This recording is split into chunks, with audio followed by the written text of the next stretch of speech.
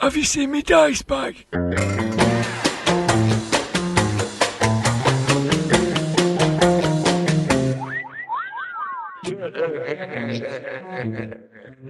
The Grognard Files. Hello, my name is Dirk the Dice, and this is the Grognard Files podcast, where we talk bobbins about tabletop RPGs from back in the day and today. I'm coming live from my den here in the heart of the northwest of England. I'm completely surrounded by my stuff and other stuff because it's the end of the year, and prior to the holiday celebrations, the den has become the usual dumping ground for all the things in the house that we deem to have no festive relevance. The exercise bike comes in here once a year. In fact, the only exercise we get out of it is lifting it in and out of the room. On my right is my great library of RPGs. I feel like my shelf has been laser focused this year. On my left is the ridiculous homemade shrine to the actor Caroline Munro. I'll just give it a tap. Ah yes, once again she's appeared in Don't Open Till Christmas. Never seen it. Comes up every year. Never seen it. I hope you're listening to this episode as you're making festive preparations, or relaxing as we head into the new year. Me and the resident rules lawyer, Blythe, have entered the room of role-playing rambling up in the attic to review 2023 and assess our year in gaming. There's definitely a continuity in our development from the previous year. We've been discovering more formalist, structured games with framing challenges and consequences, and we've been exploring how they may support the kinds of role-playing that interests us. This has been against the background of going back to basic role-playing, BRP, and it's just give me a roll approach. There's the usual discussion about wigs, less and fewer corrections, Paul Mitchener on the uke, and the Groggy Awards 2023. Last year, we had Paul Fricker and Bud from Bud's RPG Reviews talking about their community content creations. This time, we've invited Gaz Bowerbank, also known as Evil Gaz, from What Would the Smart Party Do podcast, who came to book club. He'd had a shave especially for the event, and he talked about his D&D adventure, The Bone Alchemist. There are spoilers in here, but as you'd expect from Gaz, there's wisdom, tips and techniques and insight for you to bring to the table. I'm going to go away and find a lozenge, but I'll be back at the end to say goodbye. So until then, ramblers, let's get rambling. The Groggies! Part 1! Welcome to the room of role-playing rambling. And it is a room. We're not doing it over the telephone. I've got Blythe in the same room with me. Hello, Dirk. Hello. And we've come up to the attic again. Yeah. Out of the way. Yeah. Because we used to go to the store cupboard and people are concerned about that. Robinson's cordial that's been there for a long time. I can confirm it's still there. Make a con save if you drink any. Yeah. Save versus poison or die. It's now entering its 16th year. But the either tastes fantastic. It's just kind of fermented in some weird way. Oh, kill you. It is going down. Someone's having it. I don't know whether it's evaporating. You know, like when they storing whiskey, a bit disappear, like the angel share. The angel share, they do, no, that's true. Poor old angel, we've got Robinson's summer fruits. Yeah. So we're up in the attic, we've got the pigeons keeping us company, a little one-legged one tapping on the window like Tiny Tim. 2023, we're going to reflect an award. The Groggies have got some spurious golden envelopes here. Weird, dodgy categories that don't quite make sense. I've done a lot of effort this year in just clarifying for a change what they actually mean. Because what I do before we record this, I listen to the previous year. Oh, right, okay. It gets quite adversarial for no reason whatsoever. Does it? Yeah. We'll take it too seriously. I don't know why we argue over the classification. Yeah. You start giving out awards, that's what happens. Well, what I've decided, with your support, I hope, at this time, we just I award one and you award. Oh, okay. All right. We don't have to determine which is. We don't have to have a winner. We don't have to. Okay. That's the way you want to do it. Yeah. It's, People may be disappointed already now and think, oh, there's enough going on in the world. there's enough conflict in the world at this time of year. What a wonderful year it's been. It's like they've reached. It has been a funny old year, hasn't it? We say that every year as well. Yeah, it's almost like they're all funny old years. Yeah. This is the year that Michael Fabricant was made a Knight of the Realm. Sir Michael Fabricant to you. Yes. I'm taking it as being inspiring that somebody like him can become a Knight of the Realm. You mean there's hope for Zod? There's hope for that. Well, maybe. But the hair, I mean, it's a wig, isn't it? That's a wig, isn't it? It must be a wig. Yeah. I'm not sure. Do you not know? I know. I think he's just blessed. Blessed. And I think that's cursed. He's one of those characters, though. This is the dilemma of the wig wearer, isn't it? That if it's a wig, let's assume it's a wig. It may not be a wig, but let's assume it's a wig, and it looks ridiculous. He's stuck with it, isn't he? Because he's committed to it. He's committed to it because the whole point of the wig is that people don't think it's a wig. So he's got to kind of keep this really poor illusion going. Oh no, it's not a wig. It is a wig. Oh no, it's not. Well, if it was a wig, I'd change it. It's ridiculous, isn't it? Oh, yeah. But it's... Well, he got knighted for services to wigs or whatever. Services to hairdressing. And I think gaming has been a comfort again this year. Metropolitan liberal elites, we get a crumb of comfort from increasing irrelevance in the world as we get older. Yeah, but we can find relevance in gaming. Yeah. True. And talking here. Yes. Give some kind of validation for our existence. Yeah. Is this the way it's going to go? Is he going to carry on like this? Or are you going to...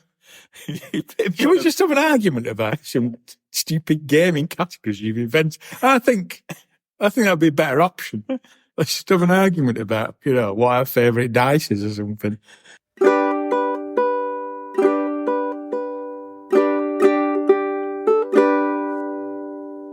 So this year we've played 100 sessions. Mm-hmm. So that's well over 200 hours of gaming. Well, yeah, 200, probably closer to 300 hours, isn't it? Plus, possibly. Yeah. Plus, yeah. It felt like a lighter year than previous years. It probably is a little bit, but still. It's a lot. Yeah, it is a lot. 30 different systems. And what I've spotted this time, which is unusual, is that nearly half of them we haven't played together. Now, not in sessions, but in terms of games. So we played 30 different games. Yeah. So most of our sessions are together, but actual systems and games are...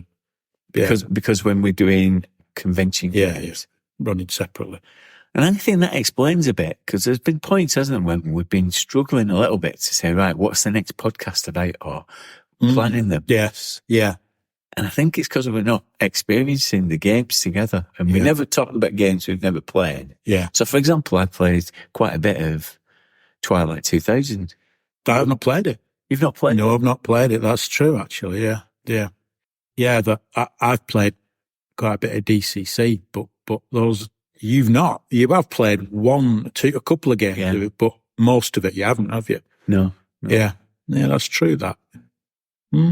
Yeah. I played enough to understand the game, but if we wanted to do an episode on it, I feel like I need to play more. Yeah. Maybe that's something we have to put right next year. Yeah, but for coincidence, we have to bring it back together. Reunited. You're doing it again. Well, wistful. I'll start getting wistful. Let's start getting wistful.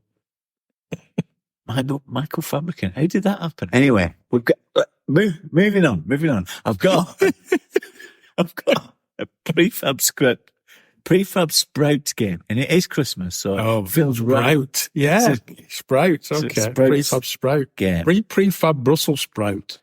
So Gaz is our special guest. Yeah. This week, and he publishes through Drive-Through and through content creator platforms. Yes. His own scenarios, put something out there. Yeah. I thought I'd look on Drive-Through for supplements that have Christmas as a subject. Okay. Right? Yeah. Okay. So there's 4 of them here. Yeah. But one of them I've invented. Yeah. Okay. Yeah. Standard rules. Yeah. Standard rules. Okay, so let's see how you do with this. All right. I think it might be a bit obvious, this, but I'll do it anyway. No, don't say that, because if I get it wrong, you've just set me up for a bigger fall now, and you. Well, that's not my intention. Well, it came across that way. I'm trying not to be. You've gone. You see, you've done that. You've gone from all this seasoned goodwill stuff to something a little bit passive aggressive kind of. Anyway, go on. Go on. Let's do this. Here it goes. The first one. Santa versus Santos versus Jesus. The battle for Christmas. All is not well at the North Pole.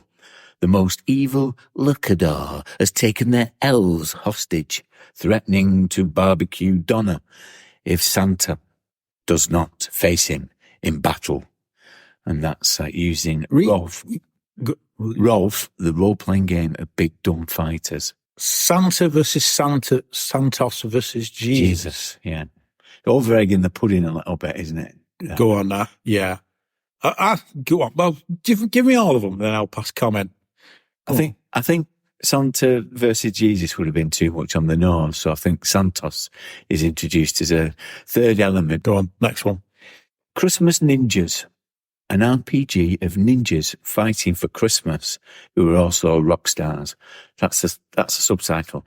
It's Christmas Ninjas, and here's a subtitle, an RPG of ninjas fighting for Christmas who are also rock stars. Niche, that, isn't it? You play an elite team of penguin and human ninjas waging war against Santa Claus. Sorry, penguin and human. Yeah. So you sat around, right, who wants to be a penguin? Who wants to be a human?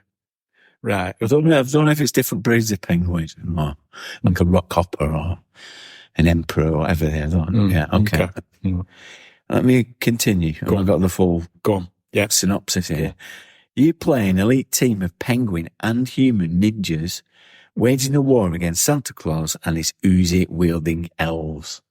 I'm just thinking of the disappointment if I turned up for a game of role-play and that was presented to them. The incredible disappointment. Anything with Christmas in it, though. It's just like Christmas number one, isn't it? Christmas records. It's not guaranteed quality, is it? No. In fact, it's an excuse for, but it's been a bit subpar, isn't it, really? Let's see, next one. The Frog's Legacy. On Christmas Day, at a family gathering, you are told of gold left by a gentleman thief, Freddy the Frog Robdo. You go in search of the treasure. That sounds all right. Okay. I mean, Christmas Day is used very loosely, isn't it? Yeah. Just a Christmas gathering where there's a means to an end, isn't it? So that sounds okay, doesn't it? The Goblins Who Ate Christmas. Goblins Who Ate Christmas, okay. Christmas without games is no Christmas at all. But that's what the great and glorious King of all Goblins wants to do, and only Santa and his elves can stop him. And that's for any system, and it's a scenario for all the family. It says any system, but you could play Cult, could you? No, maybe not. Yeah, any system. Yeah. So a bit of a theme emerges. There's a lot of there's a lot of war and conflict. Hyper-violent Christmas. Yeah. The battle for Christmas. Yeah, the battle for Christmas with the Uzis or ninja. Yeah, I say, calm down. I'm not a fan of Christmas, but I've never thought of getting an Uzi. So which one are you going for? Well, I think number 3, the frog one, the frog thing, that's a bit of an odd one out, really, isn't it, compared to the others? So could you have made that up? But then I don't know. That's like, you see, you gave me a bit of clue when you said I think it might be obvious. I think that might be real. Okay. Because it does seem okay, that seems like might be quite a good scenario, because it's just Christmas gathering, therefore it's just an excuse to get some characters together, isn't it, in a house? They could be quite disparate characters, and why are these people together? Well, it's Christmas and people get together, don't they? And then just stick an adventure on. The adventure just sounds like a good old mystery adventure, doesn't it? Find some gold that's been hidden by some famous robber. It's fine. Sounds all right. The Santos Jesus thing, just sounds insane. And the ninja thing, not much better. But then they're so insane. Would you have made those up? I don't know. Goblins that ate Christmas. I'm going to say the Goblins that ate Christmas. You made that one up.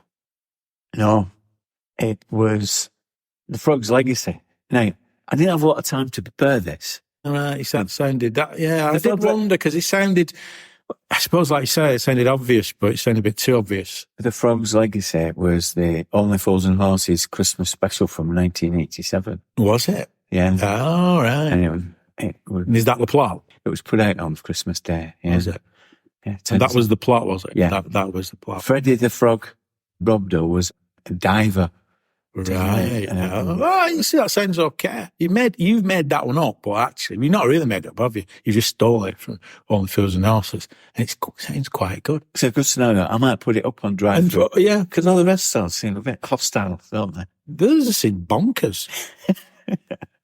It's that thing, isn't it, where there's a fine line between a sort of humorous scenario, a quirky scenario, the word gonzo gets used a lot, doesn't it? The gonzo scenario, and stuff that just sounds absolutely rubbish. Yeah. Because it's just something to penguins and ninjas. I mean, what? He wants to be a penguin. He could be a ninja. No. Is that a question you want me to answer? What? No, it's a rhetorical question. I wouldn't expect an answer.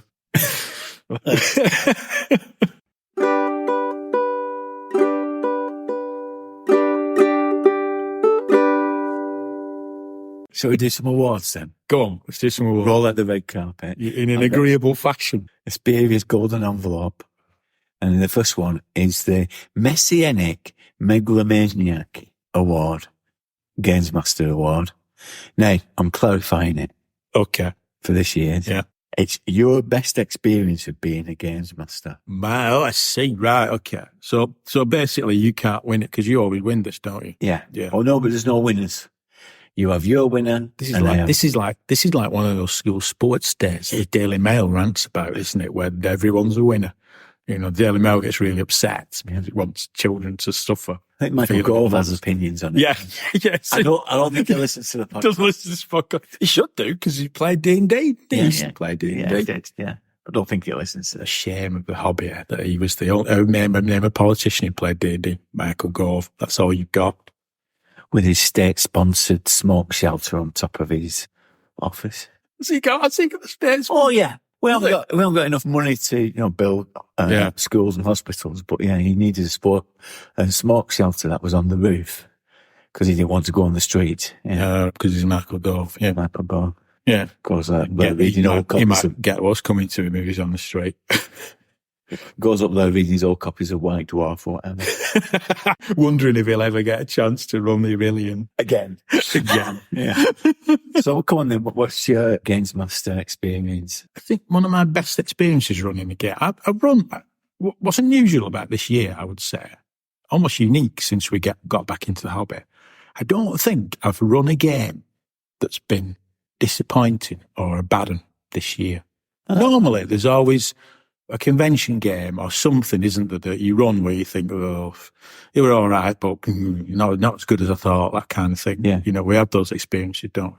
This year, I don't think I've had any experiences like that. All the games I've run, they've all been good. I've not had a game where I've thought, do you know what, it's not quite gone right, or it's been a bit disappointing, or people seem a bit disengaged, or that kind of thing, which doesn't happen very often, but over the course of a gaming year, there's usually one or two like that, isn't there? But I haven't had any. And I do wonder, I was kind of thinking back over the years, whether that is, because it's often convention games, whether that's me getting a little bit more skilled at avoiding those situations or building things into my games when I'm at a convention, deal with it better. You know, to me. Yeah. I think it must be. Because we came into this, didn't we, when we started going to conventions, never having run games for people other than me, you and Eddie, really. Yeah. So, you're a bit vulnerable to think when things go wrong, not quite knowing how to deal with them. You know, or maybe building things into your scenarios that are going to go wrong, like a little time bomb that you've not considered. But if I had to pick a particular game, and this will sound strange because in some ways this started off as the worst game of the year and ended up being quite a rewarding one, was the game of Traveller that I ran at Games Expo. Oh, yeah. Expo has got form, as we've discussed many times, for being a little bit Wild West. You don't know what you're going to get. I would say 50% of my games at Expo been a bit duff, both as a player and a GM for various reasons. And my game of Traveller, as we recounted in that episode, I turned up at the room, bit of a disaster to start with, but I ended up with 2 players who were like brother and sister who'd come to Expo to try different games. They'd played D&D, but nothing else, and they wanted to try Traveller. And it was a really good game. I only had 2 players. Again, I sat down and thought, I only got 2 players. Oh, this might be a struggle. But they really engaged with it. And it was really a really good experience. Going from a really kind of faltering start, it was a rewarding experience because they wanted to play Traveller. They were interested in it. They engaged with it. Well done. So that shows, I think, you're right, the experience of developing a bit more resilience because you've got a bit more experience. Yeah. Yeah. And that maybe that's why wins for me, because I realised 2 or 3 years ago, I would possibly be saying that was my worst game of the year. That initial faltering thing of, there's no table, where am I going to go? I've lost a couple of players. Have I lost them because they've not turned up? Have I lost them because they don't know where I am? Yeah, a few years ago, it would have, I'd have sat there with those players and thought, this is terrible. Let's just get through it. But I didn't. I kind of managed to kind of rally myself a little bit. So yeah, I'd say that's probably Traveller at Expo. Traveller at Expo. Who knew? I think a particular set of reasons that would probably win the award for me. What about you? So I think in general, this year, the game I played more than any other, GM'd more than any other, is Stormbringer. This year has been the year of Stormbringer. Perhaps come on to talk about the Rogue Mysteries campaign that we've been playing online and throughout this year. But I also played some one-shots. And at the start of the year, we had the Moorcock Weekender where we took games. And I took the view that I wasn't going to take Stormbringer because it's a bit swingy. It doesn't really represent what Moorcock's about. It's, all the things that we've talked about before. It's set in the worlds of Moorcock, but the mechanics don't support it. However, I've changed my view. I have changed my view through playing it. And I don't know whether it's because it's BRP and I know it and I understand it and I feel very comfortable with it.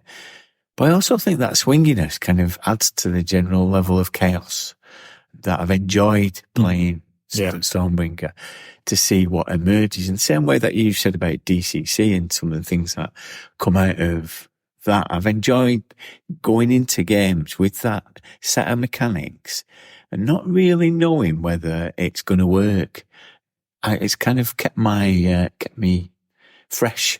And I've run a couple of one-shots on it. One was the Beggar Knights of Nadsakor, where the play characters have a chance to meet Elric and fight alongside Elric, which is never a good idea. It's never going to turn out well, is it? And then the other ones I did at Grogmeet were around the world of Quorum. And there's a supplement brought out in the early noughties for Quorum. And previously I said, it's not very good. I think I based that opinion more on reading bits of it and looking at the map and thinking, that map doesn't represent the world of Quorum at all. So taking a view. However, this is where the difference between reading something and playing something makes all the difference. I had this race, the Shuffler, and they're on the edges. So they're out of the main world. So it gives you a little bit of an opportunity to be more inventive with that race. And you realise that the supplement is really good. It's got loads of ideas in it and those little hooks that you can create from. So my GM experience is Stormbringer in general, but playing Quorum at Grogmeet. Yeah. No, Stormbringer. I'm sure we'll talk about this later, but Stormbringer has been a big thing for us this year, hasn't it? You know? And it's interesting, isn't it, that we play, you see, we call ourselves grognards, don't we? But the games we play from back in the day, so I've just talked about running Traveller, haven't I? But it's Mongoose second edition Traveller, isn't it? Which, in my opinion, is a great version of it, better than the original. It's a great version of it. We played Call of Cthulhu, but we played 7th edition. We've played RuneQuest, but we've played RuneQuest Galantha. Stormbringer, since coming out of Deep Freeze, it's the game this year, because of this year, we've played the most in its original format. Yes. I even played it at Grogmeet as well, but we played it in its original format. So we're playing the old game. See, often when we say we played an old game, we're really playing a slightly newer version of it, aren't Yeah. they? Like the 5e or 7th edition Cthulhu, whatever. But this, we are playing the original, and it does stand up. There is Yeah. something about it. It does work. We've played it on Sunday night on our Sunday night group, and I really enjoyed it. It's been one of the highlights of my year as a player, playing Stormbringer. Yeah. Stormbringer generally, Stormbringer at Grogmeet, and Yeah. I've gone for Traveller at, Yeah. at Expo. Yeah.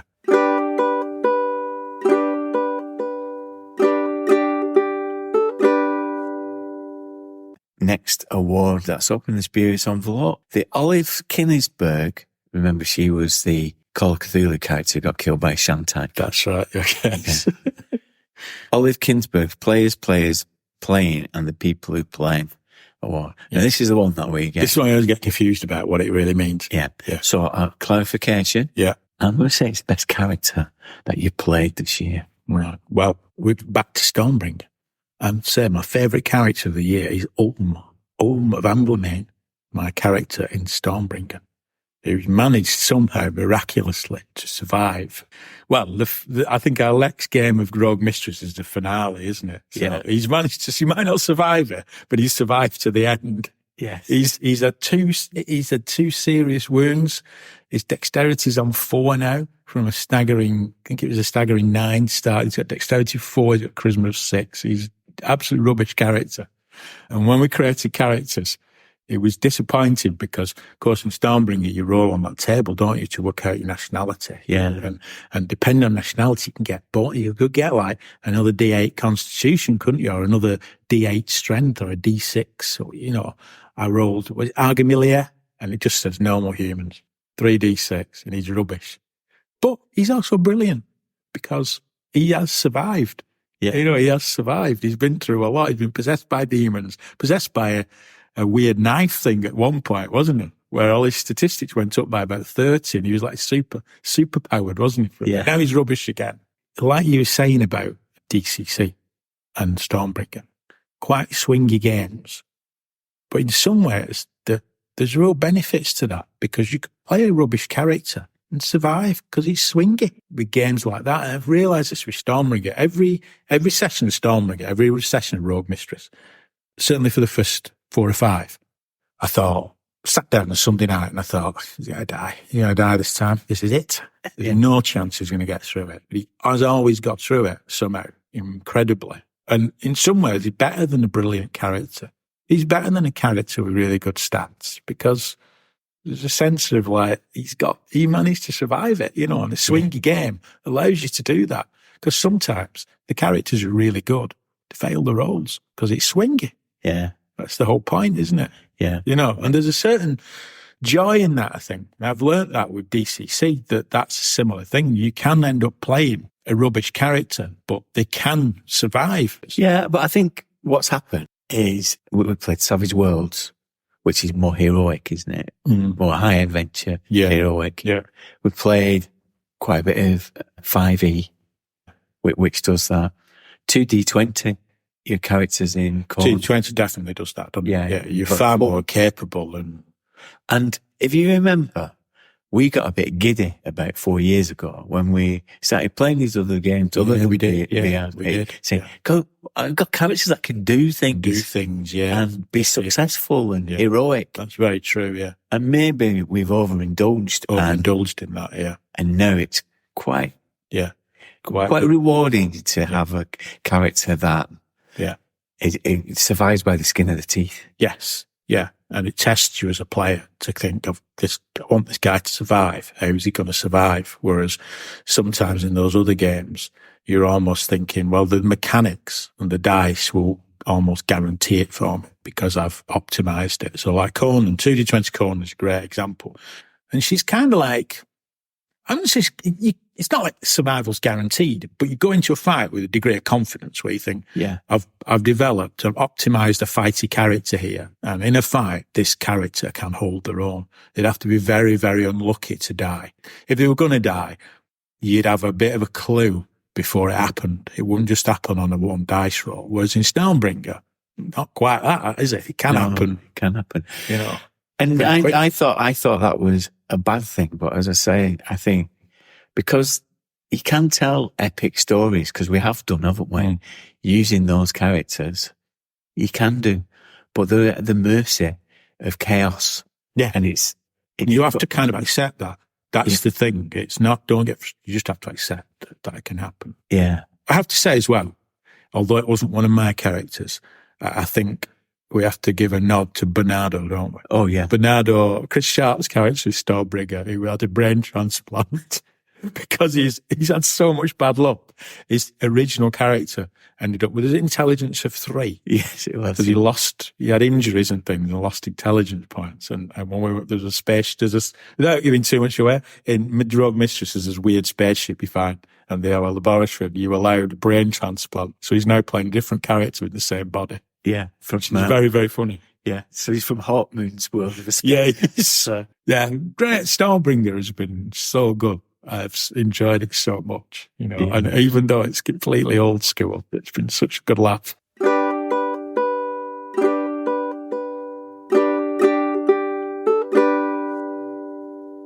My award goes to Flan Boone, who is the character that I'm playing in Pirates of Drenax. I mean, I'm going to give a mention to Shark Zebrick, because we played a bit of Cyberpunk, we did, didn't we? And Shark Zebrick was my character, loosely based on Marquis Smith, but he was a graffiti artist. Yeah. And I had a little bit of fun, because Steve does these great play mats, doesn't he? These plates for Roll20. Actually putting a tag, the Z tag, on the play mat at places where he couldn't see it. Because he was playing the same game with his family, wasn't he? And then he'd come to run the game the week later with his family and noticed that. And some hanged graffiti. So, but yeah, that was a good character. But Flan Boone are playing in Travel. I think it's helped because of the character creation process. But the new one with Mongoose allows you to, almost like a tag team, work with another players. It creates it's traditional Traveller stuff, but it has a lot added bits where you create a backstory and develop some relationships and enemies and things like that as well as part of the process. Yeah. So I picked up some enemies along the way, but mine and Jonathan's character, so Armin and Flan, are quite close because they started off together and then went on diverging paths. It's a bit like the Persuaders, wasn't it? Yeah. Yes. I went down the academic route. Yeah, you went to university, didn't you? Your character went to university, whereas, he became more street. He's a psionic, but he ended up in prison. Yeah. For me. For a job that you didn't turn up to. I managed to get away. Yeah. And escape to university. So that's fun because that has played out as we've been, that backstory is played out as we've been playing. So we've got a situation where one of the characters has had to retire because Will could no longer get up at 2 a.m. At 2 a.m. in Seattle. Understandable. Yeah. So Boscombe, he was set up to be our face guy, wasn't he? Yeah, to do all the negotiating on the trade deals you had to do and selling your piratical stolen goods, So we ended up creating our characters together, and we've got a deficit in the social skills area now that he's left. Yeah. So it's fallen on Flan, who throws himself forward because he says, I am the academic. I am educated. But he invariably insults the people. He's a slightly arrogant character. He insults people and the deal never works. It never works. I never get the roles. Because I'm deficient in that area. So it has been great fun creating situation that Armin, Jonathan's character, has to come and clean up. Well, didn't he insult an Aslan? Yeah. And you insulted an Aslan who then challenged you to a duel that Jonathan's character then had to fight. Yes. Because... Yeah. I think that happened in the first season, but in this season, for example, because I'm the pilot on the bridge, I do remote infiltration hacking. Someone's got to pilot the ship. Someone's got to pilot the ship. Yeah. And so when they go planet side in their vac suits fighting aliens with spiny fingers that could burst through the vac suits at any moment. Yes, you were on the bridge. And on the bridge. And I think he came back early and caught Flan in an armchair putting out a cigar. So, as he was He came melting. back because his tracksuit had been torn by the spiny-fingered alien. Yeah. So, Flamboon is my favourite. And I suppose that's the interesting thing about that campaign, isn't it? It does require a broad set of skills. It does. It's not just fighting, it requires a broad set of skills to prosper in it. You've got to go to doing the broker roles, the admin roles, and persuade roles as well. And with experience that they never had in the old version of... No, well, it's an optional rule that's in the Traveller Companion, so I think the experience rules are quite good, where you get experience points and you can then learn new skills, And I've been spending it on diplomacy, so at least we have some diplomacy. Yeah. Okay, let's have a break and listen to Gaz talk about the Born Alchemist. Okay.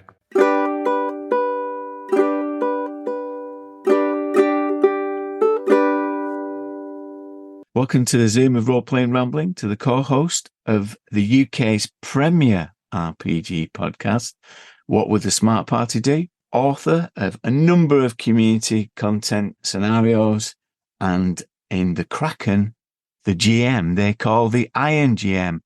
Hello there, Gaz. Hi, Dirk. How's it going? Delighted to be here, and there's no rust on me. You'll be glad to know. Despite the inclement weather, the Iron GM remains pristine. Excellent. This morning in the book club, we've been talking about The Bone Alchemist, which is your scenario that you did for the Adventure Guild. It's quite a while ago now, isn't it? Yeah, it is. I can't remember exactly how long, but it's the first one I did when I thought I'd start on this community content journey. And it seemed wise to pick the world's most popular RPG to write something for. Talk us through the process then of how this came about and your experience of actually creating this scenario. It's something I've always thought about doing. I've written many times, many convention scenarios, as you're aware. I've been doing this since the 90s, probably went to conventions, but those things tend to be just bullet point notes, and it's stuff that I can run from. But people used to ask me, can you send me notes for your adventure? It's like, I can, but they're written on the back of a beer mat. They probably won't be able to give you the same 3 to 4 hours of enjoyment that I got out of it. So it sort of behooved me a bit to start writing things up, I felt, and I kind of wanted to have a go at that. And I do quite like the sort of technical aspects. I kind of wanted to have a go at layout and putting pictures about and doing some photo manipulation to create some art. So there's quite a lot of disciplines go into it, and it's a bit of a labour of love. I know people can make a living in the role-playing industry. The best way to make a small fortune is to start with a large fortune and all that. But yeah, my hourly rate is quite small. We're measuring it in fractions of cents rather than dollars, I would think, at this point.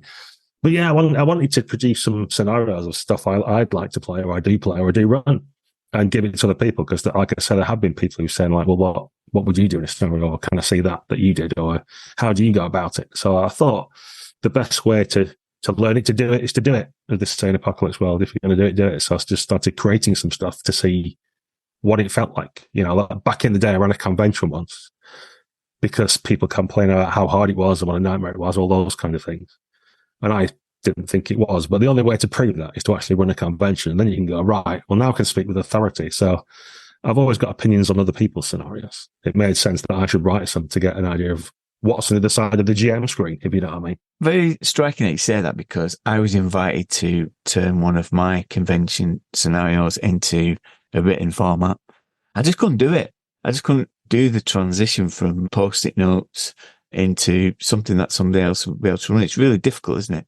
What were the challenges that you found in making that leap from post-it notes to technical fiction, as Pookie often calls it? Yeah, I mean, the problem is that you don't know what the customer wants, because the customer is a myriad of different people with a plethora of different wants, needs and desires. So if you try and do something that another person wants, then there's a million people who won't like it, and some that might, and some wanted something different. So it's quite tough. And my challenge is that I can be either very terse, so it'll be bullet points and I know what I mean, or if I start explaining stuff, I'll then get overly verbose and write too much and try and cover all the caveats and different possibilities that could happen, or loads of florid language and description. So to try and find a middle ground is kind of where I was aiming, and I'm not entirely sure I always succeed at that. Like, I always look back at my words and think, I'm not sure. when I start writing things up, I'm always halfway through and I think, I've written too much already. Like, I'm already at like however many thousand words and I'm only halfway through, and there's never mind rewrites and additions and addendums and other stuff. So the challenge is always like, what do you put in it? Like, what do people want? And the Board Alchemist got like some very good reviews from, for example, 10footpole.org, which is known as an acerbic site, which gives like really cutting reviews of OSR and D&D style modules. But he generally liked it. But the things he didn't like were like the having 2 or 3 paragraphs of description and stuff. Whereas there's other people who buy the scenario because they want those 2 or 3 paragraphs of description to get something in the mind that they can present to the players. It's the ideas, it's the cool stuff. So there's like a mix of different people, with different ones, which then creates attention. And I sit here at my lonely home, kind of like panicking about, have I written too much? Have I written not enough? Have I concentrated on the right things? And you're constantly second guessing yourself, because I know what I want, but that's not what necessarily lots of other people want. Because I can write my own scenarios, for example. I generally do at conventions. It's 99% my own stuff. Yeah. But I know there's another group of people who buy scenarios because they can't do that, because they haven't got time or the inspiration or whatever else it might be, or they want to try a new system out and don't know what an adventure looks like. So for me, it's kind of hard to put myself in everybody else's other shoes and come to that kind of happy middle that's going to like, so that most people can get something out of, I think, is the way I'm looking at it. One of the challenges, and I think we identified it when we were looking at this scenario, is that there's some strong scenes in this, and we'll talk about those in a moment, but it's those transition points, isn't it? Because in a convention, you can, as a games master, you can bring people along the adventure just by sheer momentum. But to convey that in a written way is quite a challenge, isn't it? Yes. And the way I prefer scenarios anyway is strong scenes, situations, characters. And then worry less about the interstitial bits when you get from one scene to another, or how would this progress. By its nature, because it's a D&D scenario, I wanted to make sure it just went somewhere. This is quite linear in the adventure, but that's fine. Because I still think it's got strong enough scenes that you could pluck them out and put them somewhere else if you wanted to. And how you get from one scene to the next, I think it's more of a GM player job. And if you want to do it with the 13th Age style montages, or you have character banter, or the GM wants to describe some wilderness or provide some other clues or something, I think that's not necessarily the scenario writer's job, arguably. I mean, if you think of a plotted investigative scenario, for example, what you'd have is where the locations of people are with all the clues, and then how you get to each one or which order you go in kind of comes out of the table. I think if you try to prescribe that, you can get too linear. But as I say, with the Born Alchemist, it is specifically a linear scenario because it's just, here's some cool scenes and things that happen, and put them on the conveyor belt and let people encounter them as they come along, sort of thing. So people who are not aware of the setup, you pitch it to us. What's the idea behind the Bone Alchemist? Well, I know your listeners, I would say of a certain age for the majority. I'm sure there's a whole variety of people listening. But if you remember the kind of old sort of Technicolor adventure movies, so stuff like the Golden Voyage of Sinbad and that kind of stuff, and the Ray Harryhausen animated monsters and stuff, I didn't want to do just a regular D&D scenario in a generic fantasy. So I sort of, not specifically said, but styled in that way of kind of Arabian Nights. It's set in a city, or it starts in a city anyway. That's that kind of theme. And a prince has gone missing, and the royal family are the most important thing in that city. And your characters are immediately swept up in trying to find out what's happened to the young prince. And there's all kinds of like exciting things on the way, which I think would fit in one of those old movies. So, spoiler alert, but there's a huge dead beast rotting on the beach that you have to dig your way inside to find out what's going on there. There's a monstrous creature that you can ride upon. And there's a dungeon at the end with nefarious, villainous magicians and stuff like that. So it's kind of like, one of those Arabian Nights adventures with a bit of stop motion monsters in as well to kind of make things more interesting. It's quite low level, isn't it, for a D&D game? Was that a specific choice that you made? Conscious choice as well, yeah. I think I've written another D&D scenario that didn't do anywhere near as well, and that's a 4th level adventure, or 4th or 5th. I might have pitched out a 3rd and 4th, one of the way around. But I'm not sure how many of those adventures people pick up. And I don't know whether it's because it's the second one and people read the first one and thought, actually, it's rubbish. I don't want the second one now, or whatever it was. But first to third is something people will want, and specifically people who are getting into a game, they want to start at the beginning, right? They're like, I want to start a scenario, what can I get? So that seems reasonable. And given the milestone approach to experience that D&D has these days, it can take you through the first 3 levels, which in the new D&D are basically the training levels. I mean, I think most experts or old hands at it will tell you that D&D 5e really starts at the 3rd level.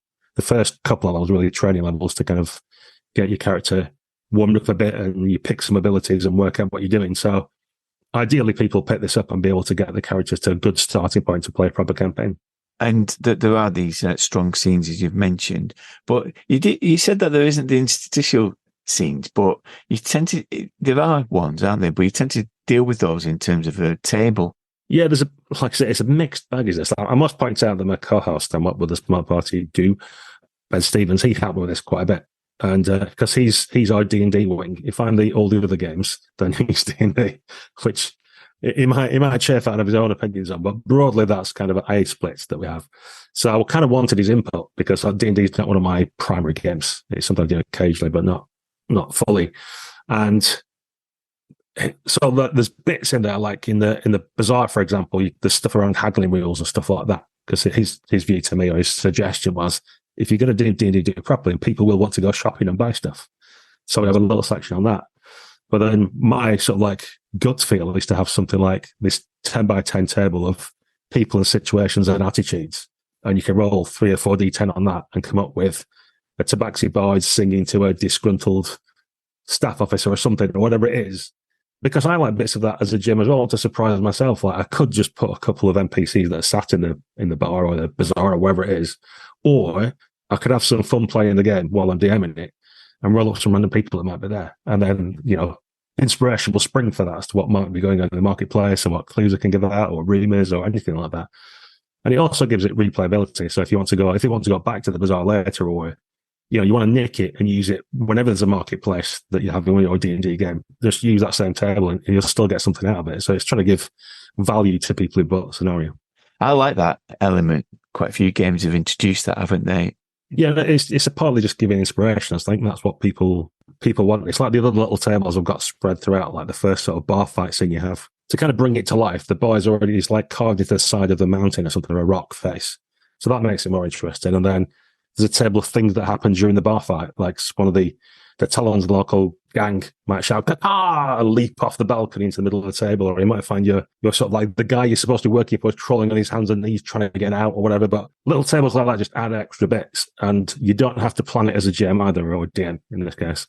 You can just roll and get a little wry smile yourself as you play along and make things more interesting that way. And well as, you can have rumors or anything you want, make little tables for yourself and roll on them. And it just gives you a little spark and energy throughout the scenarios you're doing things, which keeps you entertained. One of the things that we pointed out as well is we like the Rogues Gallery, the NPC list at the beginning, which gives like a thumbnail of each character, so you get a sense of it as a GM of who they are and some flavour text of who they are. And you mentioned as well that you've done some kit bashing of images. I mean, I did quite a bit anyway for home games. The challenge is, when doing it for published scenarios, that you've got to have stuff that's not attributed, or you're free to use license basically. There are sites like Pixabay or Unsplash and others where you can get photos. The tricky bit is sourcing stuff that you can then use, which you're allowed to in your own commercial properties, if you know what I mean. If you could just actually try and get any image like Dirty IO people do, then it'd be a lot easier, a lot more productive. But so there's a bit of that kind of, this is why it takes my hourly rates so low. It takes a long time to get the right sort of images and mess about a lot to kind of learn techniques and get them to look how you want them to. Because that's the problem I have generally anyway, is what I'll do is think of a character and then spend too long finding a picture for it. When arguably what I should do is create a nice picture and make some words to go along with it. That'd be a lot quicker. I should start doing that, but then I never do. Having played several games at UGN, that is one of the things that I've adopted from what you do, and that is flavour some NPCs, but you also have an image to go with them so that it sticks in your mind. One of the things that used to frustrate me at convention games was people going, "Oh, what was he called again?" Images employed, and you get these repeated questions, and you can go down the route of going like, players, you need to write notes and everything. Like if you can't remember I shouldn't have to keep reminding you and roll your eyes and get all prima donna GM about it. All we can do is create little images with names on and put them out, and then the players can see who it is that hired them and who the bad guy, the face, and all that. And really helps for mystery games that if they're going to like, well, who is it that's the traitor or whatever, or where should we go next? They can kind of move the assets around the table and, you know, have a thing. And who are we fighting? Well, he's the big leader there, that one. And it just gives you, gets everybody's mind around what's happening, who people are. They don't have to like struggle to recall facts that you're giving them an hour ago. That, you know, the stuff on the table to use. So I find functionally for games, it helps a lot. Now, one of your projects that you're working on at the moment is Unconventional GMs, which starts with the idea that any game can be done in 2 hours if you act with vim and vigor. I have submitted The Bone Alchemist as a game that I'm going to run at Aircon, which is in Manchester in December. So I want your top tips for me, how I get this. Well, it's going to be about 2.5 hour convention slot. I think it's doable. Well, I could do it. So there's be more like me. That's a tip, is it? I don't know. Yeah, well, there's sort of 3 main scenes, I would say, and some minor ones. So just see as you go and you go along. Like, it's easy when you set off a scenario. There's a big pub fight, and there's the patron who gives you your mission, describes it and stuff, and there's a bit of clue gathering and going to the bazaar to find stuff. Like, that could really be condensed into a big bar fight and then a really obvious clue as to where to go next. And you could be off to the Leviathan rotting on the beach and stuff like that. So the easy way to do it is see how your fights are going. And if they're taking ages, put out on the fluffy bits and just like smash cut. Just go, oh yeah, the guy says that you need to go and see Happy Skendar on the beach. Okay, you're at the beach and Happy Skendar says to you X, Y, and Z. You know, you can just fast forward and get to good bits. Don't allow too much messing about. If you're short on time, if you've got time, then by all means ham up some characters, get the players talking to each other, you know, do all your fun bits. But just be aware you've kind of got 3 main chunks to get through: beginning, middle, and end. And so you can go like, maybe do, if you think there's going to be about half an hour, 40 minutes on each, and then you've got a bit of time in the middle for the other stuff. Just keep yourself aware of time and pace, and don't be frightened of jumping ahead. Just to talk a little bit about Unconventional GMs, which I know that you're running, and you actually chosen some particular games to do that. Do you think that some game systems are predisposed to being done with more energy and vim and vigor, as you put it? I think that's the vim and vigor is an attitude, and, you know, it's an approach to play, it's a play style. So there's plenty of actual players, if you go out there, that are quite leaden, I would say, or lugubrious. And other people might think that's, you know, they're quick paced, that we've all got different needs and wants and ways of doing things. But like, there's another content creator who's recently released sort of like a top 10 tips for doing your online games and stuff. And his is like, talk at half speed. Like, why would you turn a 4-hour game into an 8-hour one? Like, just like, I sort of know what you're saying. There's reasons for it so that you're clear and you're heard and everything understood and got time to think of stuff. But actually, like, you want the fun bits of games. It's like the worst part of actual players, if you edit them, we don't, because we play at such a pace. It would be the editing bit and cutting out the bits that you don't want to get to the fun, interesting parts. We might not make your game all the fun, interesting parts, is this where we look at it. So there will be some things, like if you're playing D&D or Pathfinder 2, the fights are going to last a long time. So that's going to be a good chunk of your time. So that's, you know, you've got to limit how many fights you have in your game due to the mechanics of how long it takes to have those functional activities. Whereas games that are more narrative can be more talky. Like the Delta Green we had, it was just 2-player. And what I found with that, interestingly, there was a lot of talking between the 2 characters, more so than when we have 3 or 4. So actually we kind of like, it wrapped up quite quickly at the end and we had a sort of cut finish with an end scene. That's because the 2 players were talking to each other all the time and was in character chat more than they would do if there's a full party, if you know what I mean. So that scenario took longer than I thought it would, because the format of the game allowed people to have more space to just do the role-playing bits, the pure role-playing rather than the rolling dice. And when it comes to community content, you've also produced quite a bit for Free League, because you're giving templates for these, aren't you? So what's the difference between D&D and the Free League stuff? Yeah, there's sort of templates where you give you the layout options. Like the D&D template that we use, there's a link actually in it at the back if you want to use it yourself. I found that it was just a nightmare.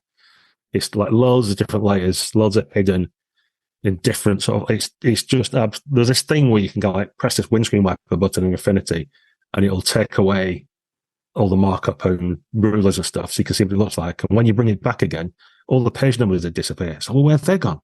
You have to dig about through this hierarchy trying to find where the page numbers were and where they were hidden so you could get them back again and stuff. And demos can be good, but you usually be aware that there's actually like a problem with quite a lot of them. And they'll do things you don't want them to, like automatically adjust some text to a different font for no apparent reason or sizing. And publishing is a whole different thing along with actually writing your scenario. But the D&D thing I did, I wanted to do it as I thought D&D would be. So this is where Baz's help would be. So the sections in there around what the corridors look like. And, each time you go to a new place, it tells you what the doors are made of and bits like that I think a lot of D&D players want. Whereas Free League, certainly like, for example, the Vaesen stuff is a mystery. So you don't, nobody cares what the doors are made of. It's got to be more about what information can I get at each of these scenes or with each of these people. And they give good advice if you get the Vaesen RPG on how to structure one of their scenarios or how to build it up. So I just followed that because I thought that would be what people expected to see. But, and there's a caveat, I am questioning myself on this. I've just written a Call of Cthulhu scenario, which is based on that Delta Green game we've played. So that's currently with a proofreader. And that's different, I think, than most Call of Cthulhu scenarios will be. So part of what's I've been doing for content creation for whoever it's been, has been trying to deliver what the companies do to a degree. And I'm more coming around to the idea that you can do whatever you want. So speaking to Jason Drell, for example, I was saying about this Cthulhu scenario, I wasn't sure.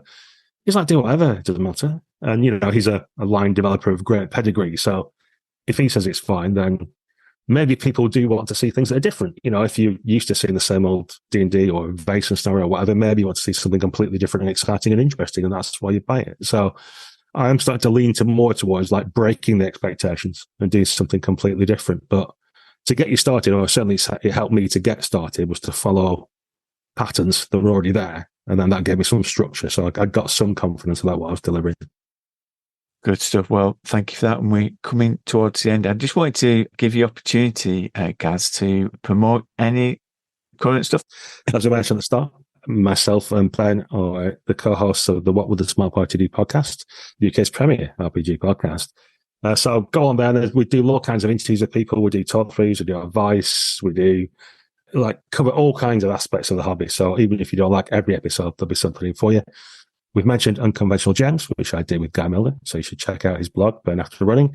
And if you want some kind of ideas about when we talk about pace or running quickly or keeping your adventures down or try out just a different system to see how it works, I think that's a highlight of our running, is that we do use systems properly, high system engagement, and there's fun and action and activity along the way. And of course, you also get to see the wonderful face of our host, the Dice, and others that get to guest on there as well. So please do support Unconventional Gems, like, subscribe, ring that bell. Yeah, brilliant. And I will, of course, put links in the show notes to all of your community content that you created so people can check it out for themselves. Thanks a lot, Gaz, for coming on a Sunday morning and having a shave as well. Thank you. Absolute delight. Pleasure to be here. Thank you.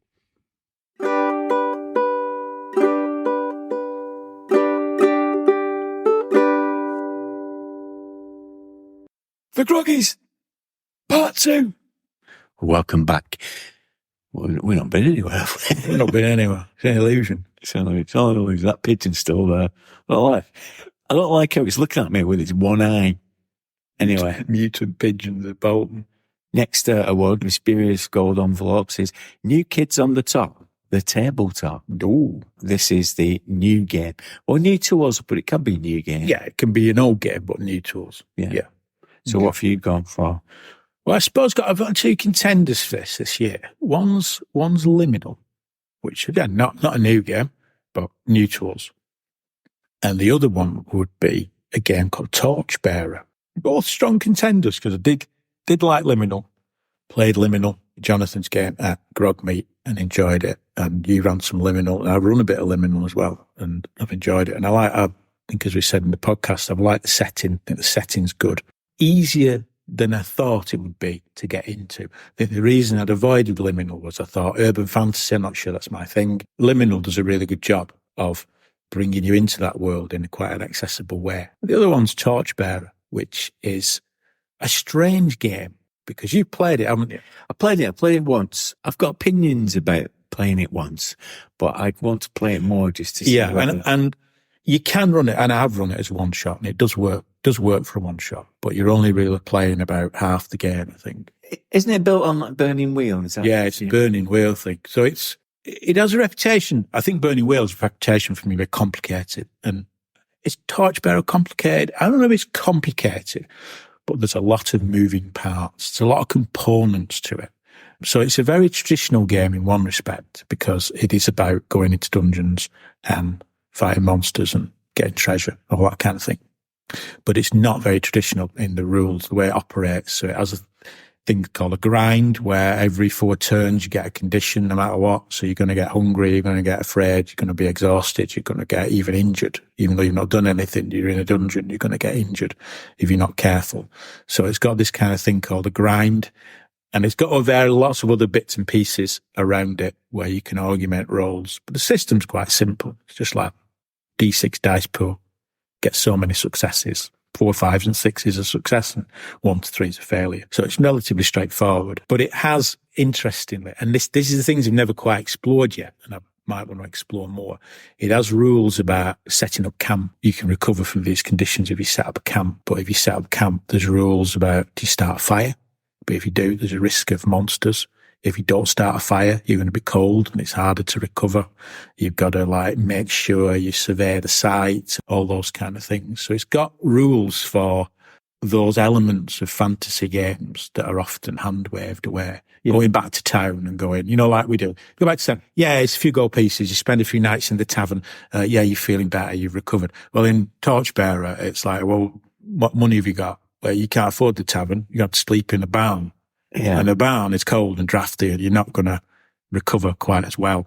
The thing that struck me about it is that although you said that it's simple, it is simple, but it is that thing of choosing whether you're attacking and defending.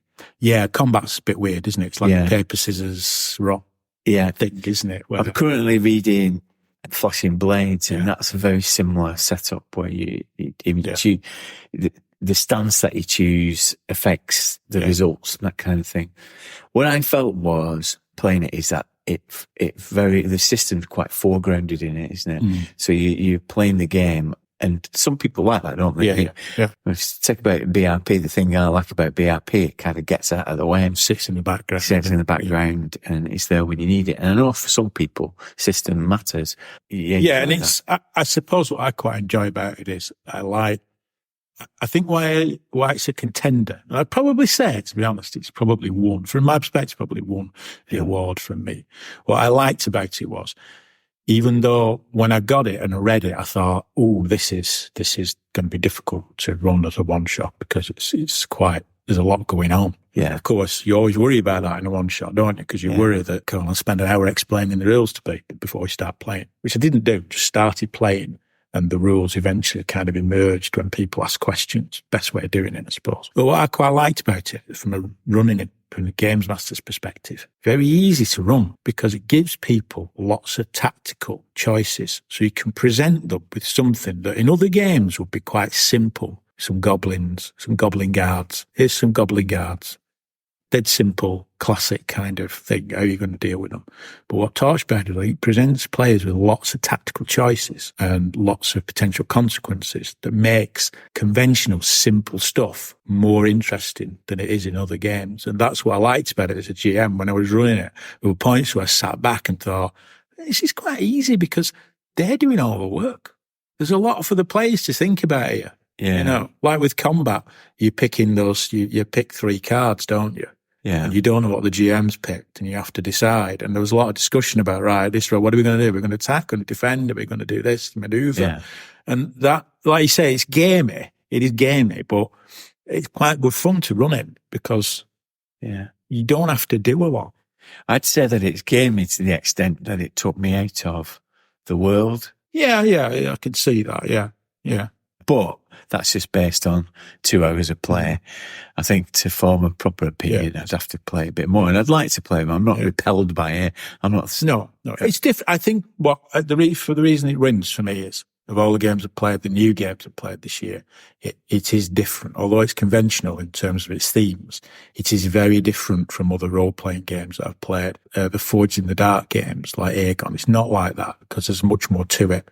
and it doesn't feel as abstract as those games can, because those games can sometimes start out, for me, feel very abstract. Well, it just so happens that my nomination is an Aegon or Paragon based game. Okay. All right. Go on. This is so new.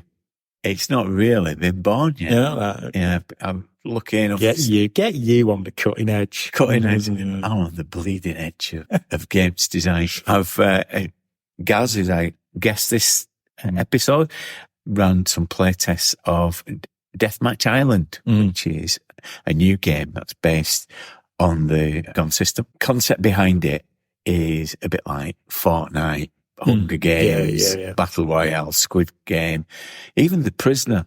This idea that as players you put on an island and you're battling against other players, but also the strife player, who is production, who is the people running the show. And it's very clever application of the Aegon system. You're right, it is quite abstracted, but it feels very real.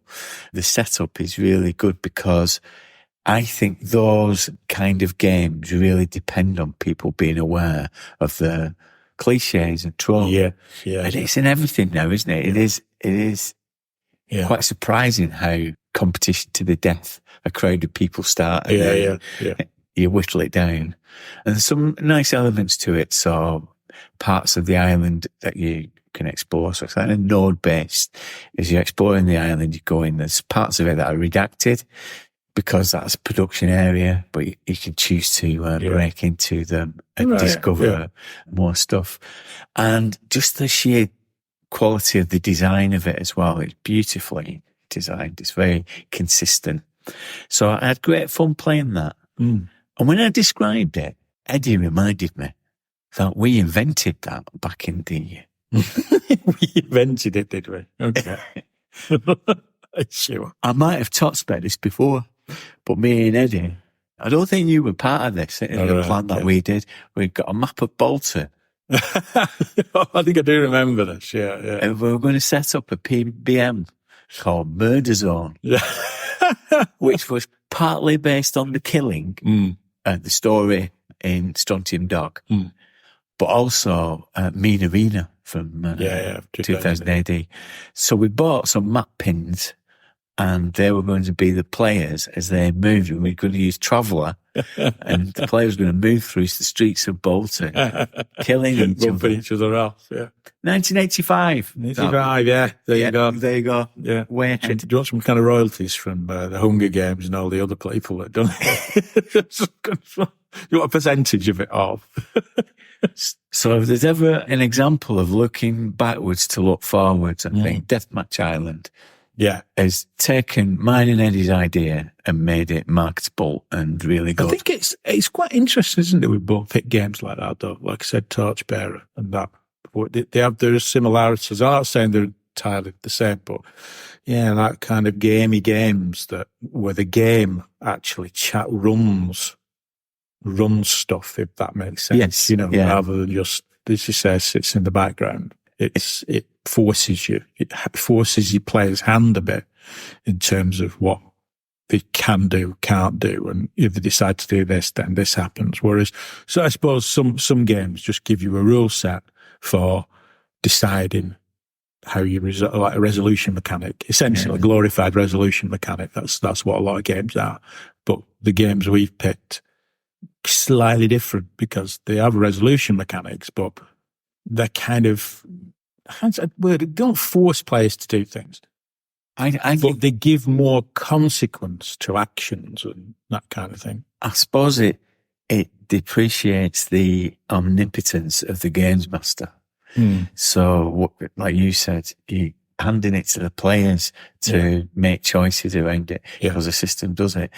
And I think we have been previously quite dismissive of those kind of games. Because Iron Sworn does that, doesn't it? So the mechanics are running the show, and it's not about the permission of the games master. Yes. And also, I think for me, with like Torchbearer, I think the thing is, I've got a lot of games now, and I think one theme this year, I bought less games this year than ever. Fewer. Fewer, sorry. I've not stopped buying gaming stuff. I've still spent a fortune on gaming stuff, you know. Yeah. I bought DCC Dino. You've got less gaming stuff. Got less gaming stuff. And fewer games. Yeah. But I think, the fewer games thing is kind of quite telling. And I think the reason for that is because when I look at the games I've got, and I did this, a good example of this was that Dragonborn, Dragonborn. Yeah. You said, this is good, it's like fantasy, but I'm sure it is an excellent game. People speak very highly of it. But I've got a lot of fantasy games, and I thought, I've got fantasy games, haven't I? So, yeah. Whereas I think Torchbearer, its fantasy game, it's very different from any other game I've got. So it holds its own, and it's worth playing again because it is different. And that's the key to it, isn't it? I guarantee you'll have Dragonborn in the next few weeks. I won't tell you. I won't weaken. I won't.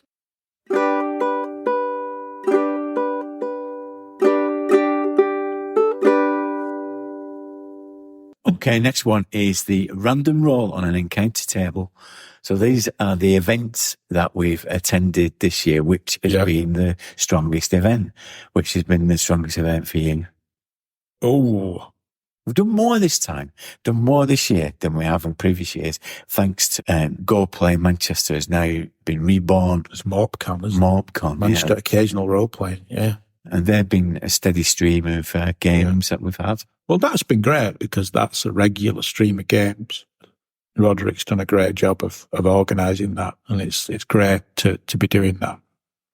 I don't know, best event. Oh, you have to say Grogmead, don't I? You have to say Grogmead. Well, is Grogmead disqualified? Is that disqualified? We give it to it every year. Yeah, so I can. You can do if you want. You don't want to. No, I don't want to, but it's a bit wrong. It seems like, I don't know. It felt some weird form of nepotism by doing the other thing we've organised is the best one. Ha, ha, ha. I know this probably happens every year, but the run up to this one seemed particularly difficult, and I don't know why, but it seemed particularly difficult, this one, because there's a lot of other things going on, wasn't there? I think it does, and I always think it's that problem which we've discussed before. The problem of it's as big as it can get without getting too big. If it gets any bigger, it becomes something different, and we need to go out of Manchester, so it would lose some of its character. But to get it as big as it is difficult in the centre of Manchester. Yeah. Hence the two venues, because that allowed us the capacity to do it. But it's quite difficult. And I think as time goes on, it's a bit of a strain there, isn't there? It's like two venues. We were kind of constantly a bit worried about Fanboy and a bit worried about Whitworth Lark. Well, two buildings to worry about now, two sets of people. And even though both sets of people did a great job, there's no problem. You don't know there's no problem until you get there and there's no problem. Yeah. So there was a bit of that, I think. The two venues was great and both venues were better, I think, for the fact we split them. But I think reflecting on it now, I think it's probably the best experience I've had at Rugby. I really enjoyed it. Yeah. It was really good fun. I think we were blessed by good weather. I think it would have been a very different prospect, people schlepping across town with the usual Manchester downpour. Manchester weather, yeah. Yeah, but I would say the best thing I've been to, I'd probably say Owlbear. Owlbear's great. Mm-hmm. I enjoyed it. For shame. All I can remember... I'm not going to vote for Grogmead. It's wrong. No, the thing is the only thing I remember about Owlbear is being almost locked in a nightclub. Yeah, you had a very different experience, didn't you, to me? Because I went back to my hotel about 11 p.m. Or you didn't. I didn't. No. Lads, what are you doing in here? Everybody's gone. I've seen the pictures. Anyway, we'll gloss over that. What happens at Owlbear? Owlbear. What about you? What was yours? I'm going to say it was an unusual one, and I wasn't feeling 100%. But the more cocktail king weekend, of course, yeah, there was that. This is like all these awards, isn't it? That's because that was back in March. Yeah. I'm thinking that was last year, but it's not. No. I think it was an unusual thing for us to do. There was a lot of us together in a big house. The hot tub didn't work, in case anybody was worrying. And we played games all through the weekend. It's great. It's like Downton Abbey type house, wasn't Yeah, it? it was, yeah. The fella showed us round to all these like nooks and crannies, these rooms that we were staying in. Yeah. And he said, "Hey, are you a club or something?" And Chris Sharp said, "No, it's more of a cult." Yeah, just to worry you. Yeah. It's more of a cult. So we're in there and we're in the kitchen for the entirety of the weekend where we're playing Gone in the Young Kingdoms and the DCC and talking to the wee hours, and we had a quiz. Yeah, that was a good experience. That was a good experience, yeah. Yeah. Yeah. So that was my... We're lucky really that they're all good experiences. I mean, if I'm honest, that was a great experience. Grogmeat's great, Owlbear's great, and the Morpcon games are great. The only one that's not great is Expo's the one is mixed, as has been well documented. It's a mixed one, you know. Very mixed experience, uneven experience. I'm going to give you a chance, as we've done previously, in your hot air balloon. If you could throw things over the side from this year, what would they be? Because the top of Expo, one of the things I'm going to put in is train system, the public transport. You're going to put the public transport system in a plane and throw it out of a balloon. Window. Begs the question, how is the balloon even taking off with that in? But it has been frustrating. It has, yeah. That's interesting, isn't it? Public transport, a series of rail strikes have interfered with our gaming fun. Perhaps Michael Fabricant, with his newfound knighthood, can sort it out. Go on, Mr. Fabricant. Yeah. Do something. Do something. So that's going over the side. Well, what would I throw over the side? I'm going to throw some on the side. Controversial. There'll be shrieks of horror from the gaming community or certain quarters of the gaming community. I'm going to throw over the side Vampire of the Masquerade. I'm going to throw it over the side and watch it sink to earth, never to be seen again. With its flouncy shirt flapping in the breeze as it falls, yeah. Because this was the year we played Vampire with Steve, didn't we? Steve Ray and Orlando Rex ran it for us. And this is no reflection on him as a GM. I think he did a sterling job. And it's no reflection on the players, you, Sam, Martin. Not a reflection on any of that. But as a game, it was in some ways, it's more reflection on me, isn't it? Because it came as a real shock to me. It was not what I was expecting. I don't know what I was expecting, because I knew you played a vampire. And I thought, well, there's loads of things out there where you play vampires. There's loads of films like vampires, like Underworld, isn't there? The Kate Beckinsale. I thought, maybe it's like that. I know anything about it. Maybe it's like that. Maybe it's like that Being Human, like Being Human, the TV show with the vampire and the werewolf and the ghost in there. Maybe it's like that kind of thing or whatever. But it's not. It's all about the machinations of the different clans, vampire clans, isn't it? And that kind of thing. And it just did not float my boat at all.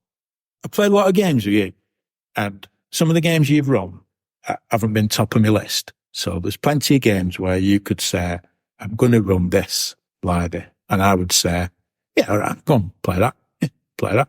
Don't mind. But if you said, I'm going to run Vampire of the Masquerade, I wouldn't play it. Seriously? I wouldn't play it. Didn't like it. See, I'm still vampire curious. Like you, I was a bit sold. I wasn't sold on it for reasons. If you want to listen to full reasons, you can listen to Steve's Orlando Rex's Gaming Vexes, where we talk about it.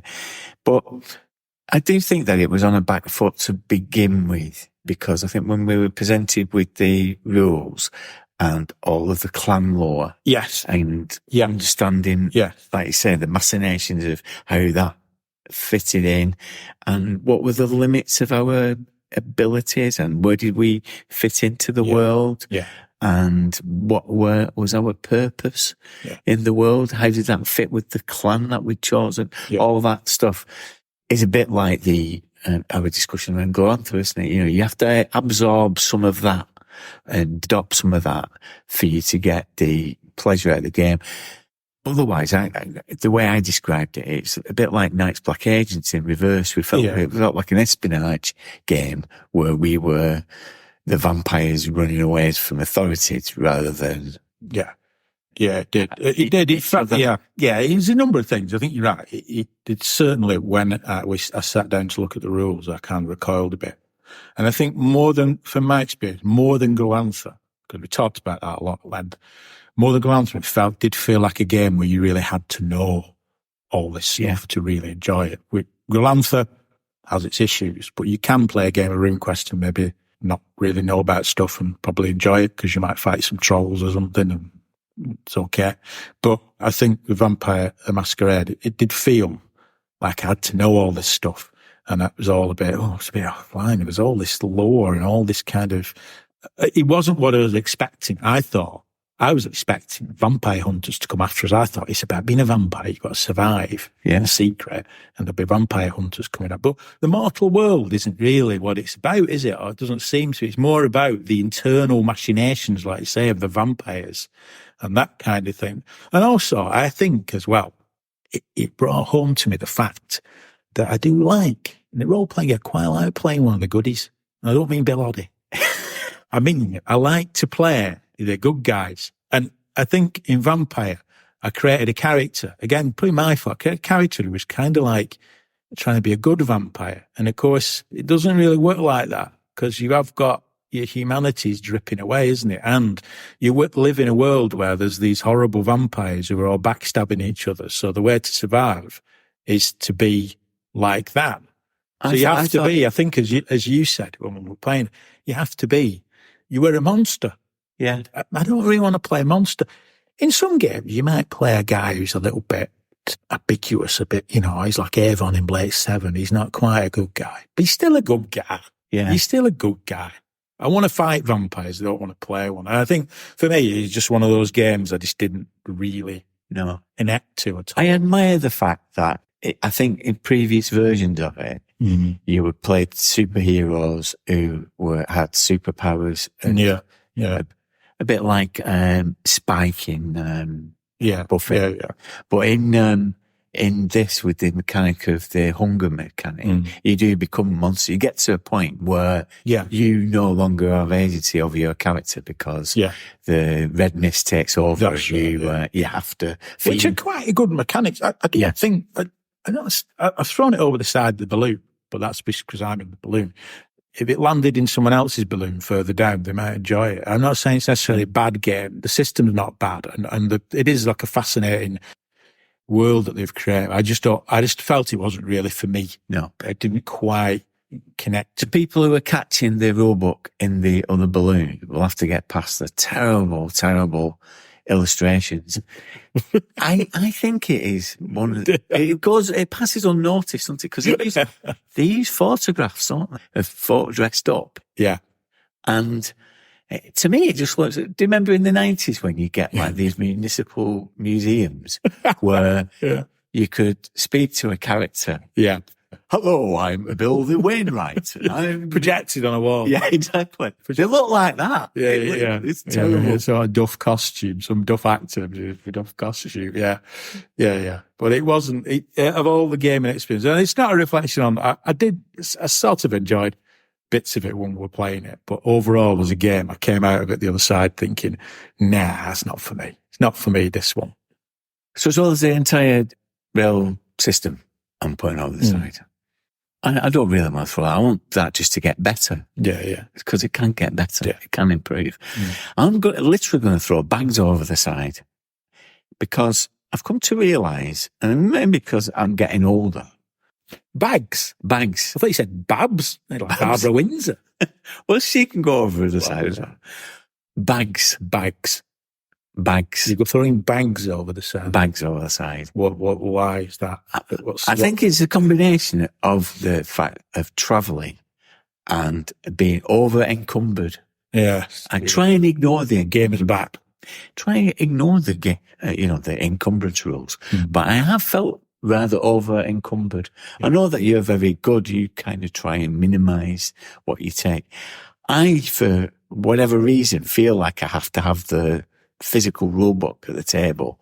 Yeah. Partly because of the theatre presence of it, the fact that it's a prop and you can hold it up. This is a rulebook we'll be using today, and people can feel reassured that we have a tome there. But you got to lug it around, haven't you? Yeah. Well, I've fallen victim to that this year because I've run DCC and I've taken the DCC rulebook, and in itself, it's quite chunky. in itself, it's not so bad. But when you add it up to all the other stuff. Yeah, thanks. And the other thing is I had one of your worst nightmares. Now, I use a bag day to day. You don't use a bag. And what do you always say to me, Blinder?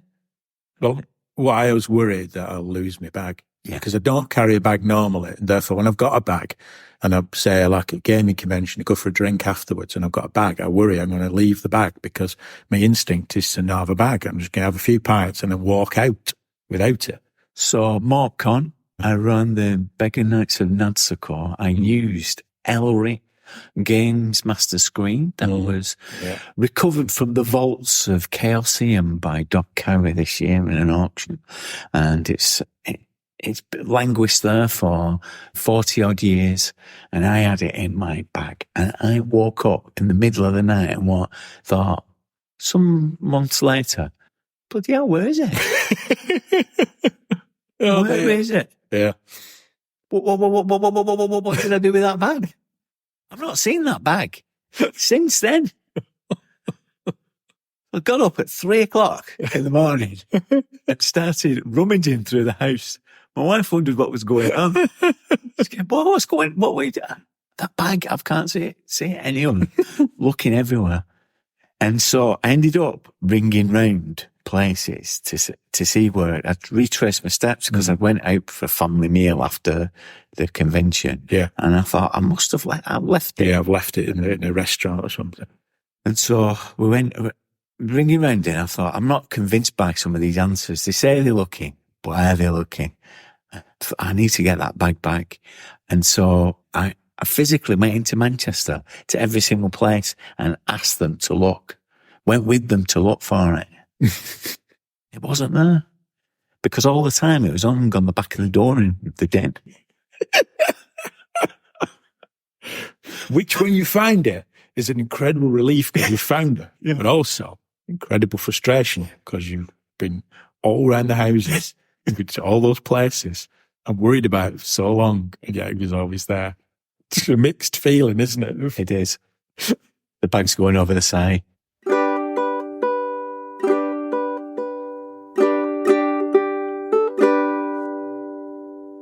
Okay, I'm coming to the last of our awards now, and next one is the Listener Award, where we ask people to vote. Oh, right. Okay. For the Grog Pod of the year, the one that they like the most. Okay. And we had over 100 votes, so that's the highest number of votes that we've had this year. Okay. Ooh. Now, you don't listen to the interviews, do you? You don't know what the interviews are before. The only time you hear the interviews. I just listen to the interviews when they're broadcast. Yeah, when they're in the podcast. So I know who you've interviewed, but I'll just listen to the interview as is in the podcast. Yeah. Which one would you go for? One of my favourites was the Dangerous Games interview.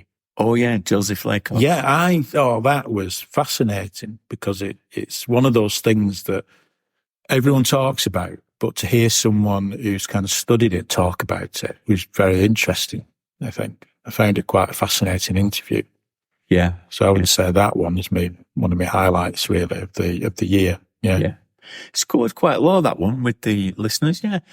And it was it was a battle royale between the liminal episodes. Oh yeah. Yeah. With Paul Mitchin. Yeah. Okay.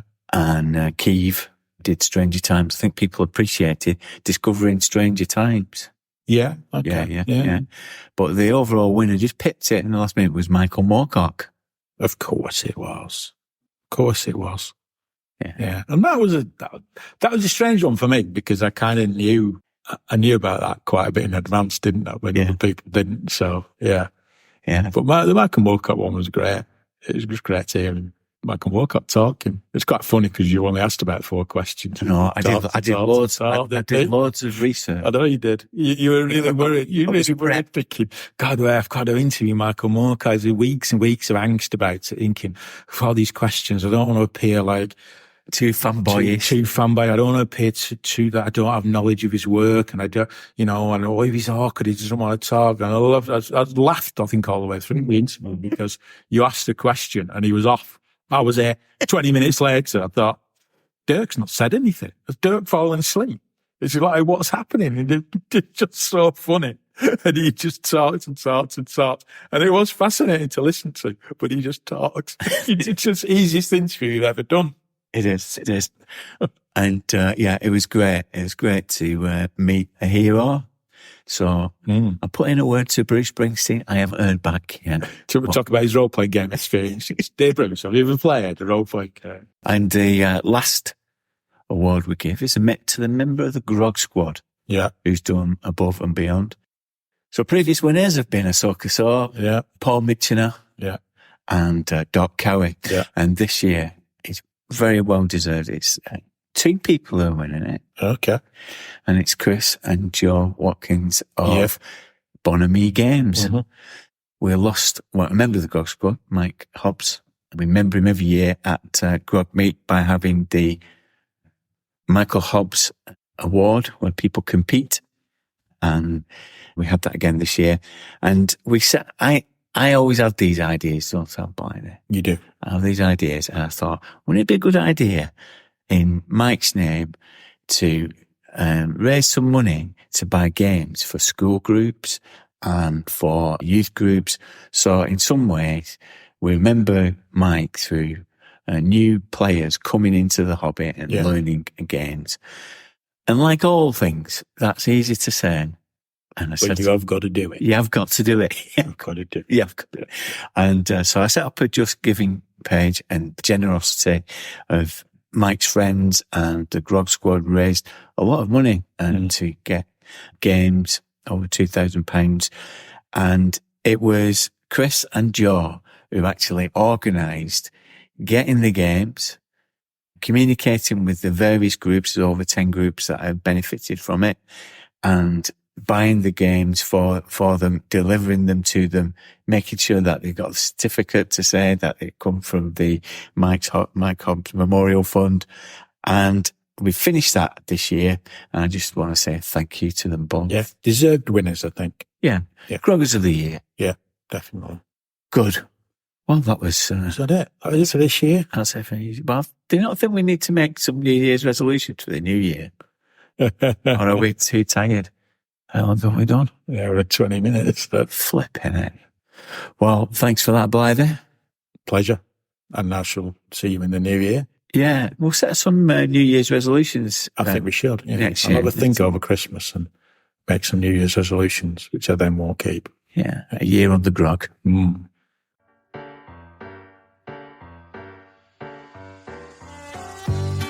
Hello, this is Gaz. And this is Baz.